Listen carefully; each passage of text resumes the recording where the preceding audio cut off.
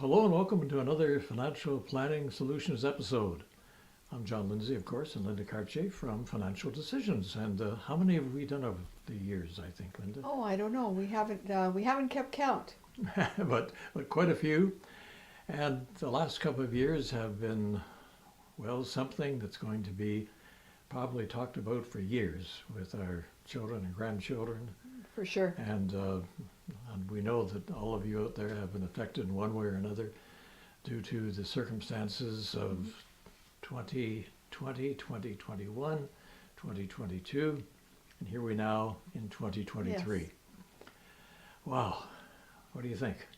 Well, 2023 certainly is something that we all look forward to better times, Yeah. and I think that there are some little glimmers of hope in that regard. Here we are, just past the 1 year anniversary of the Ukraine war, which I don't think when it initially happened we were expecting to be seeing it still 1 year on running. And of course, we didn't expect COVID-19, which really affected us in 2020, 21, and 22, and it's still out there. So, you know, it's something that we just can't ignore, the threat of continuing illness in the community. Hopefully not anything like we experienced in 2020 and in 2021. But all this really amounted to a degree of chaos because it wasn't True. anticipated. It's never happened before, at least in any of our memories. And of course, war in Ukraine came as a complete surprise. Mhm. Then we had shortages of all descriptions. We had transportation difficulties, and here we are now with the effects of all this upset that's happened over the past couple of years, and people are really holding their breath and wondering what's next. Right. Well, if we had the crystal ball to tell everybody exactly what's next, we would be laughing all the way to the bank, wouldn't we?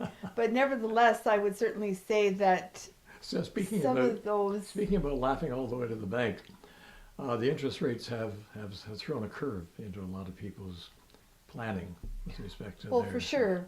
It's been a very long time since we've seen interest rates at Yeah. these values. And so some people that are paying their mortgages or lines of credit and other debts have actually in their lifetime never seen these kind of interest rates. So That's it true. is, I can remember, however, yes, purchasing a home at 18% interest rates, right. and with inflation very high as well too. So this has happened before.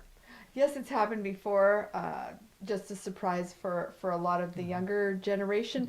And I would certainly say nobody likes to see when inflation's at this rate. We all know when people are buying their groceries, it's not very pleasant to see how expensive they are.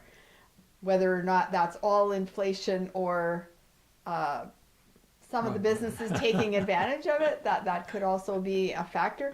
But and we are still experiencing shortages to some degree. I mean, anybody who's purchasing a vehicle knows very well that they can't just go out and grab one on the lot. You're probably putting your name on the list and waiting for some many months or a year even to get it. And so this all does have an impact and continues to cause volatility. We've experienced a lot of that, and I wish I could say that I don't see any reason that would change. I will, based on everything we're seeing, there's still so many question marks. The Ukraine war is certainly one, and as John has mentioned, with people still having, whether it's COVID or whether it's anything else, now it's much more accepted and encouraged to stay home from work, and so that's causing businesses to have problems with their staff and to be able to deliver the things that they normally would, and this all does result in some increased upsets in the market. Of course, all you have to do is listen to the news, and you're going to hear, of course, all sorts of scenarios. We know that we have labor shortages. We know that our population is aging. We know we have major health concerns, of course, going forward. And the answers to all of these situations will, of course, evolve over time. And, you know, we've been there before. Every situation, of course, is slightly different. But solutions are there. And I know that in listening to a number of the pundits, we don't have a crystal ball either, but a number of the pundits sort of give an indication that there could be some relief coming up in this year and also next year. Well, for sure. We've already seen, in Canada at least, the inflation rate has gone down a bit. And when they did their last rate hike, they, for the first time ever, released notes after the fact. And those notes have indicated that they did it at that particular time with the intention of perhaps not having to do it again. And strangely enough, the week after they raised the Bank rate of Canada, the GIC rates actually dropped a bit. They're still, much better than we've seen for a long time. Why would that happen, though? I mean, because it's indicating that it's not likely to stay long term, these high interest rates. I mean, we're still able to get for a non-registered GIC 5%, for a TFSA 4.9, but the longer you go out, the less you're really seeing for that. And so it's giving us that signal that this isn't here to stay. We aren't going to see high interest rates forever. It's, there for a purpose to try to calm down the inflation. The US unfortunately hasn't seen as much of a calm down, and they're certainly talking about at least another interest rate hike, maybe two.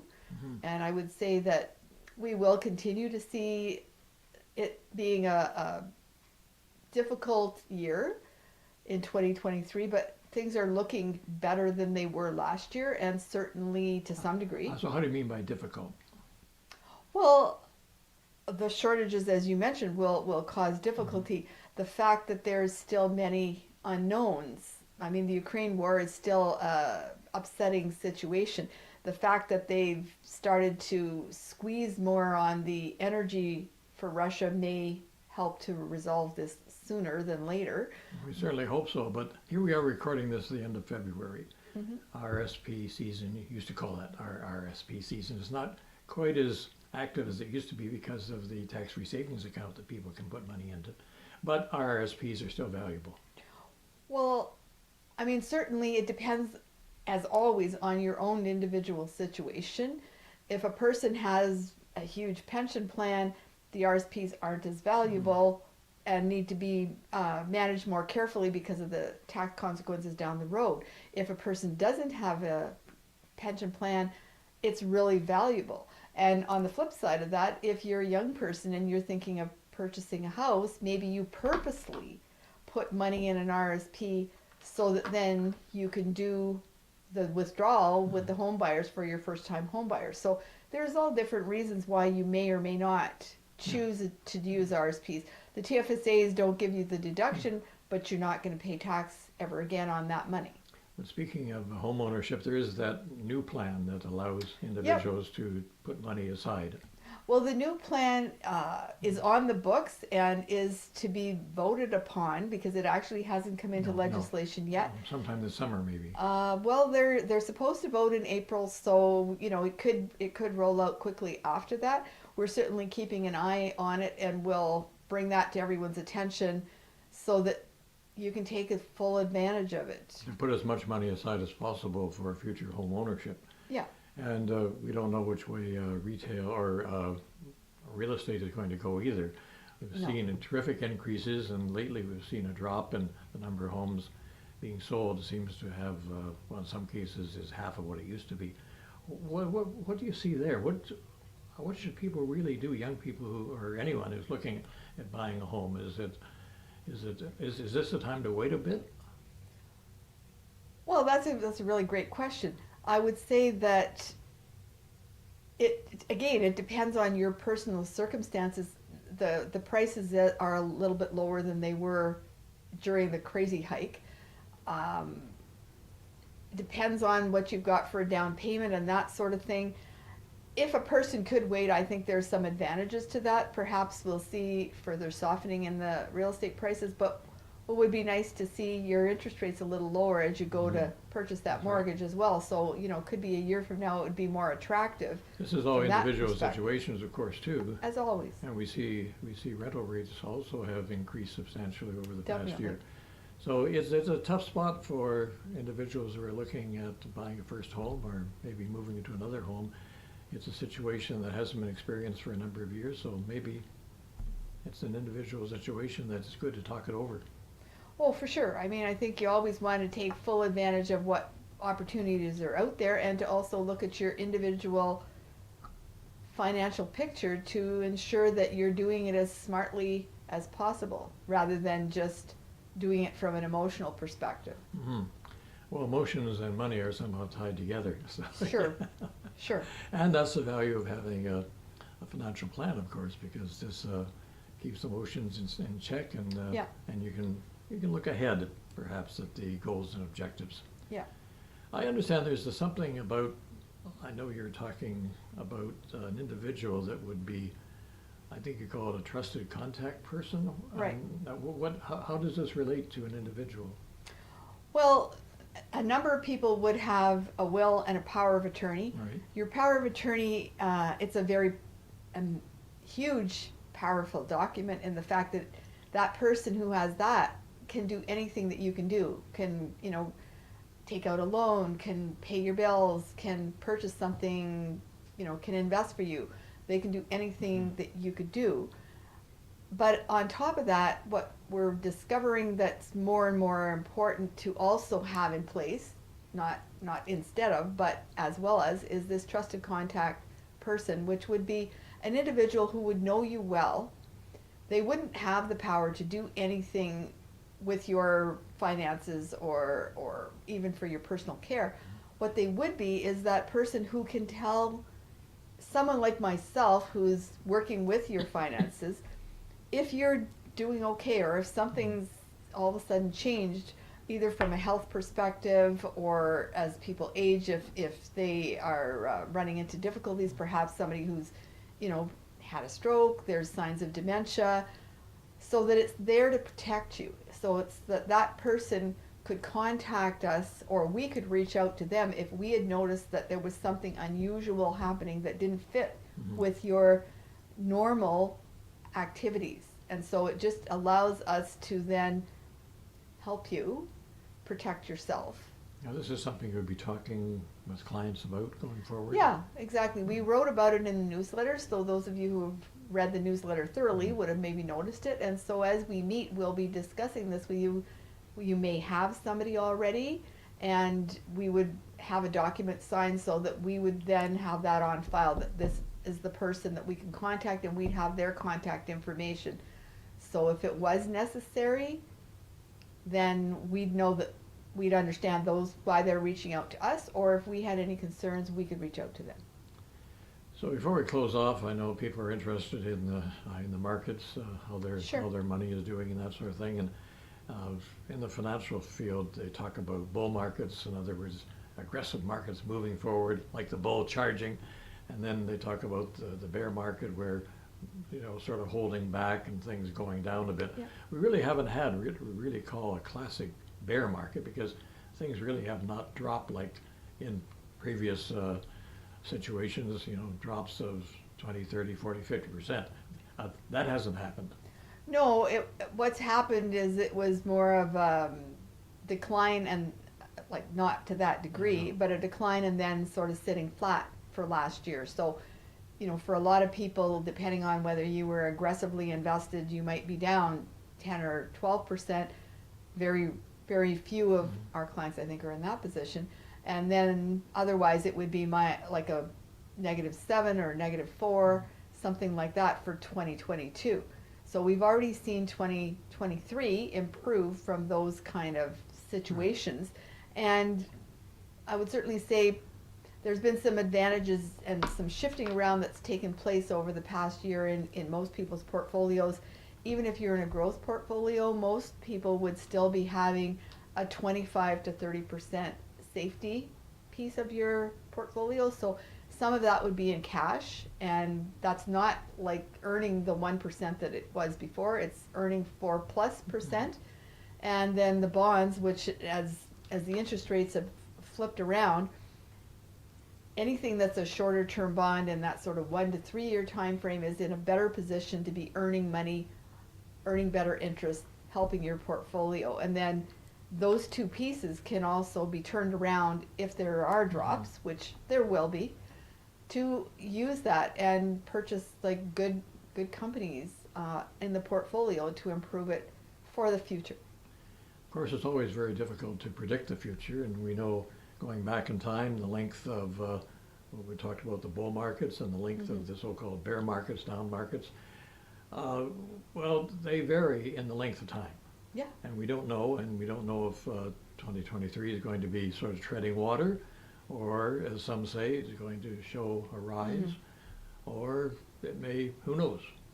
It's very, Right. very difficult to tell. But we do know historically that there's always dips and there's always upcoming. Right, and so that's why it's important the things that you need for short term. So anything that's for emergency funds, or if you've got a big ticket item that you're thinking of purchasing in the next year or year and a half, that's where you want to hold money in cash. And the money that you're looking at that's there for your longer term, and longer term doesn't mean, even if you're in your 80s, people still need longer term, unless you've been given a terrible diagnosis that that you're not here, because the fastest growing population is the centenarians, and so it's not that unusual to look at that you may have another 20 years. So that's still long term. You don't want to have inflation make you run out of money because you went too secure. Well, of course, there's various stages in life, and when you're young, if you can put something aside, it's going to grow over time. For sure. And it's going to grow, quite significantly over the years. Of course, when you're raising a family, it's tough, because For sure. there's so many demands, but nevertheless, a certain amount put aside really does help. Mm-hmm. And when you're nearing retirement, well, it's a different situation. Yeah, then it's what I always call, and most of you would know this, that I call it a spending plan. So you're looking at, how do I spend that money the most tax efficient way possible? And that's also when, you're looking at what are your goals then. Perhaps you have goals that are more on estate planning to protect it for that next generation, or you're there because you want to help them. Financial planning is really the key, and I know recent surveys have been done showing that people who do have a financial plan are better off in retirement and even pre-retirement, because they know which direction they're going in. For sure. It's always great to have a plan, and it's a living document so that it can be changed, so that you've got plan B or plan C, however many you may need as life changes for you. But then that way you've got that mark to go back against, like, did I get where I want to go? If I need to change things, what are the things I need to change to be able to achieve my goals and be comfortable and generally have less financial stress? So just in summing up, we talked about COVID, of course, and looking back, I was just thinking the other day, I recall going to the grocery store, and they would bring out the groceries to you to the car. And then, of course, the wearing the masks for, well, even now. Sure. Our office, we ask people to wear a mask coming in to the office. We've had one of our employees has actually suffered COVID twice, and we know how many of, and you knew, all viewing in now would know, if not yourself, how many others and friends, neighbors, relatives that have also gone through the COVID experience, which, as we mentioned earlier on, we hope we don't have to go through again. And of course, we hope the war in Ukraine settles down. We hope that the energy crisis abates, the housing situation improves, and of course that the market does show an upturn in 2023, which may be a little bit like this, but there's real hope for 2024. So it's a matter of holding on. Yeah, and looking forward for better days. Yeah. So thanks very much for viewing, and so next time, goodbye for now. Yeah. Have a good month.